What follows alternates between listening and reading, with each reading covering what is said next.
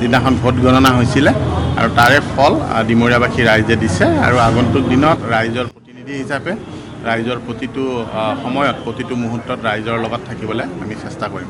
আৰু এটা দীঘলীয়া সংগ্ৰাম আৰু দীঘলীয়া প্ৰতীক্ষাৰ অন্তত আপুনি বিধায়ক হিচাপে নিৰ্বাচন হৈ আহিছে, এতিয়া কেনেকৈ আগবঢ়াই নিম বুলি ভাবিছে, কেনেকুৱা ধৰণৰ এইমছ আছে? হয়, পোনপ্ৰথমতে মই দলৰ সন্মানীয় সভাপতি অতুল বৰা ডাঙৰীয়া, কাৰ্যকৰী সভাপতি কেশৱ মহন্ত ডাঙৰীয়া তথা দলৰ যিসকল জ্যেষ্ঠ নেতা আছে, আমাৰ যুৱ বন্ধুসকল আছে, আমাৰ মহিলা পৰিষদ আছে, ছাত্ৰ পৰিষদ আছে, মই দলৰ তৃণমূল পৰ্যায়ৰ কৰ্মীলৈকে মই দলৰ সকলোকে পোনপ্ৰথমতে ধন্যবাদ জ্ঞাপন কৰিছোঁ আৰু কৃতজ্ঞতা স্বীকাৰ কৰিছোঁ। মোক যে দলৰ তৰফৰ পৰা দলীয় টিকেট প্ৰদান কৰি প্ৰাৰ্থিত্ব প্ৰদান কৰি মোক NDA প্ৰাৰ্থী যিহেতু কৰালে দলৰ ফালৰ পৰা আগবঢ়াই দিলে, মই আমাৰ জ্যেষ্ঠ নেতাসকলক ধন্যবাদ জ্ঞাপন কৰিছোঁ আৰু তেওঁলোকক মান্যতা অনুসৰি সেৱাও জনাইছোঁ আৰু কনিষ্ঠ তথা সতীৰ্থসকলক মই শুভেচ্ছা জ্ঞাপন কৰিছোঁ। যোৱা সময়ছোৱাত মই ডিমৰীয়াবাসী ৰাইজত আগতে যিহেতু দিছপুৰ সমষ্টি আছিল, দিছপুৰ সমষ্টি থকাৰ পৰাই মোক দলে দায়িত্ব দিছিলে, দিছপুৰ সমষ্টিত সাংগঠনিকভাৱে দায়িত্ব দিছিলে আৰু তাৰপিছত আমাৰ যিটো আমাৰ ডিলিমিটেশ্যন হ'ল, ডিলিমিটেশ্যন ডিমৰীয়া সমষ্টি হ'ল আৰু ৰাইজৰ লগত প্ৰতিটো মুহূৰ্তত বিপদৰ বন্ধু হিচাপে থাকিবলৈ চেষ্টা কৰিছিলোঁ। কেৱল মাত্ৰ বিপদেই নহয়, সুখৰ সময়তো তেখেতসকলৰ লগত আছিলোঁ আৰু ৰাইজে যথেষ্ট মৰম দিছে, আশীৰ্বাদ দিছে।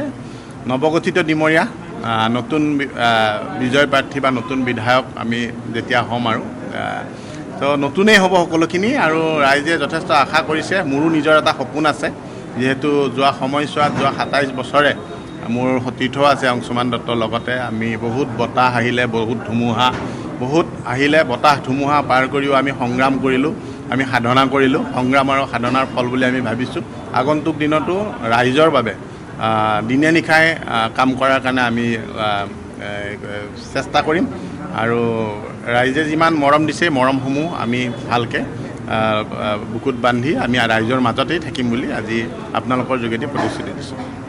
ঠিক আছে। যিহেতু আজি বিধায়িনী দলৰ বৈঠক হ'ব আৰু বিজেপিয়ে সংখ্যাগৰিষ্ঠতা ইতিমধ্যে নিজা হিচাপত পাইছে, গতিকে এইবাৰৰ ৰলটো যোৱাবেলিতকৈ কিছু পৰিৱৰ্তন হ'ব নেকি অগপৰ বা কিছু আজি বিধায়িনী দলত কেনেধৰণৰ কিছু কথা চৰ্চা চলিব নেকি, কেনেধৰণৰ আপোনালোকে NDAত থাকি কেনেধৰণে আগবাঢ়িব? এইবাৰ NDAক যোৱা সময়ছোৱাত ডক্টৰ হিমন্ত বিশ্ব শৰ্মা ডাঙৰীয়াই যিধৰণে উন্নয়নত অসমখন আগবঢ়াই লৈ গৈছে, অসমৰ ৰাইজে আশীৰ্বাদ দিছে, মৰম দিছে আৰু NDAক প্ৰচণ্ড বহুমত বুলি যিটো কয় সেইটো দিছে আৰু অসম গণ পৰিষদ দলো আজি বুলি নহয় 2001 চনৰ পৰাই NDAৰ অংশীদাৰ আৰু আমি অসমখনক আগবঢ়াই লৈ যাবৰ কাৰণে আমি সকলোৱে একত্ৰিত একেলগে আমি প্ৰচেষ্টা কৰিম। আমাৰ ডক্টৰ হিমন্ত বিশ্ব শৰ্মা ডাঙৰীয়াই যিধৰণে যোৱাবাৰ কৰিছে আমি ভাবোঁ অসমখনক আৰু আগবঢ়াই লৈ যাব পাৰিব তেখেতৰ নেতৃত্বত। ধন্যবাদ।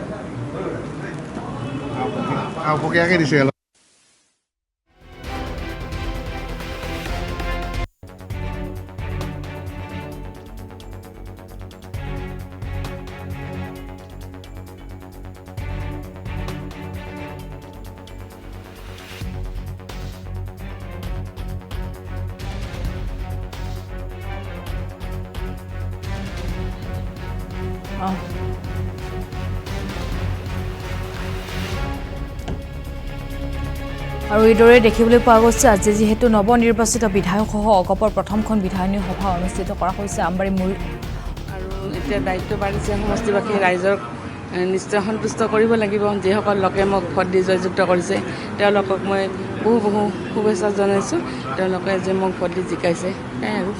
বিধায়িনী দলৰ বৈঠকত আহিছে, হয় ইতিমধ্যে অগপই আশা কৰাৰ ধৰণে ফল পাইছে, কিন্তু বিজেপিয়ে সংখ্যাগৰিষ্ঠতা অকলেই পাইছে।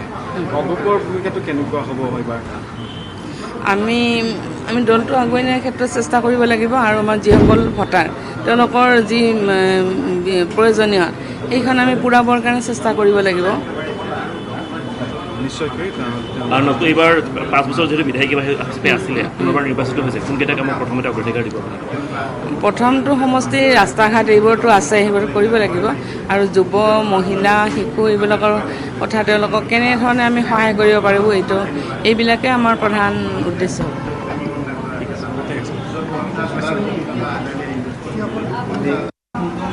লৈ থাকে এটা প্ৰত্যাশাত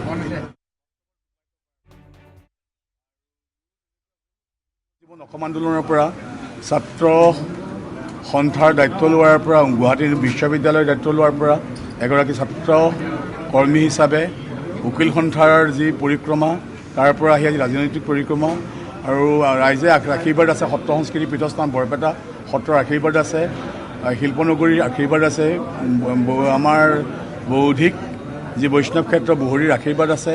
এই আশীৰ্বাদ শিৰত লৈ ভূমিপুত্ৰ খিলঞ্জীয়াৰ হকে কাম কৰিবলৈ মই ওলাই আহিছোঁ আৰু তেওঁলোকৰ হৈ কাম কৰিম।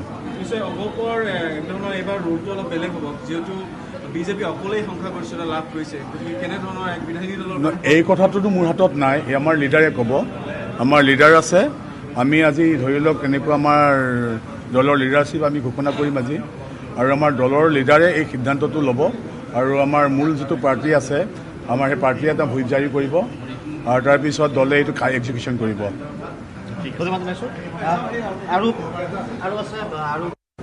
কি কয় প্ৰথমতে কি ক'ব বিচাৰিব যে আজি বিধায়িনী দলৰ প্ৰথমখন বৈঠকত আপুনি অংশগ্ৰহণ কৰিব আহিছে, প্ৰথমখন বৈঠক হ'ব পৰা আছে? যথেষ্ট ভাল লাগিছে। প্ৰথমবাৰৰ বাবে দলে প্ৰাৰ্থিত্ব দিছিল আৰু প্ৰথমবাৰে নিৰ্বাচিত হৈ আহিছোঁ তিয়ক বিধানসভা সমষ্টিৰ পৰা, আৰু আজি প্ৰথমখন বিধায়িনী দলৰ সভাত অংশগ্ৰহণ কৰিম। নিশ্চিতভাৱে যথেষ্টখিনি আশা প্ৰত্যাশা থাকিব। অনাগত দিনত সমষ্টিবাসীৰ হৈ কাম কৰিব লাগিব। গতিকে এই আপাহতে মই তিয়ক সমষ্টিবাসী ৰাইজক মোৰ তৰফৰ পৰা আন্তৰিক ধন্যবাদ আৰু কৃতজ্ঞতা জনাইছোঁ। আমাৰ ভাৰতীয় জনতা পাৰ্টী অসম গণ পৰিষদ দুয়োটা দলৰ আমাৰ কৰ্মকৰ্তাসকলেও যথেষ্টখিনি কষ্ট কৰি নিৰ্বাচনটোত আমাক জয়ী হোৱাত সহযোগিতা কৰিছিলে। তেখেতসকলকো মোৰ তৰফৰ পৰা ধন্যবাদ কৃতজ্ঞতা জনাইছোঁ। আৰু বিশেষকৈ আমাৰ মাননীয় মুখ্যমন্ত্ৰী ডক্টৰ হিমন্ত বিশ্ব শৰ্মা ডাঙৰীয়া, আমাৰ দলৰ মাননীয় সভাপতি শ্ৰীযুত অতুল বৰা ডাঙৰীয়া, কাৰ্যকৰী সভাপতি কেশৱ মহন্ত ডাঙৰীয়া, তেখেতসকলকো মোৰ তৰফৰ পৰা আজি এই দিনটোত মোৰ অন্তৰৰ নিৰ্ভীক কোণৰ পৰা মই ধন্যবাদ আৰু কৃতজ্ঞতা জনাইছোঁ। ৰাজনৈতিক জীৱনৰ এটা নতুন ইনিংছ আৰম্ভ হৈছে বুলি মই ভাবিছোঁ। গতিকে সন্মুখত যথেষ্টখিনি কাম কৰিব লগা আছে সমষ্টিবাসীৰ হৈ।